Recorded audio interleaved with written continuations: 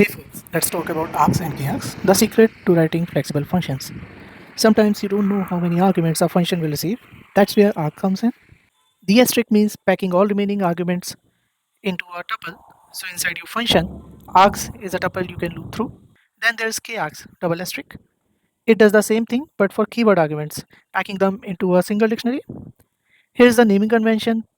It's not the asterisk that matters, it's the position. The first one is for position args, the second is for the keyword args. But programmers call them args and k-args by convention.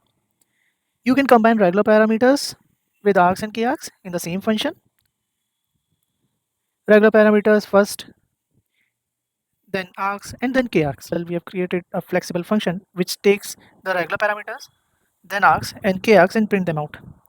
In the first call to the method, we are passing only the required parameter or regular parameter. Then we are providing regular parameter along with extra parameters. And similarly, with these extra parameters in the third call, we have also provided a keyword argument. The keyword argument will go inside k-args. The first flexible function call had only the required parameter and there was no args or k-args. So we got an empty dictionary and empty tuple respectively. Similarly, in the second case, we passed the required parameter and along with it, we also passed the list of values, a tuple of values rather.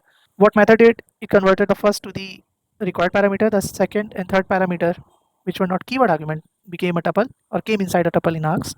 Similarly, in third case, we got data something like this, learned by doing channel parasitic bytes. This makes your function incredibly flexible. Your users can pass whatever arguments make sense for their use case. Please try once and let me know in comments.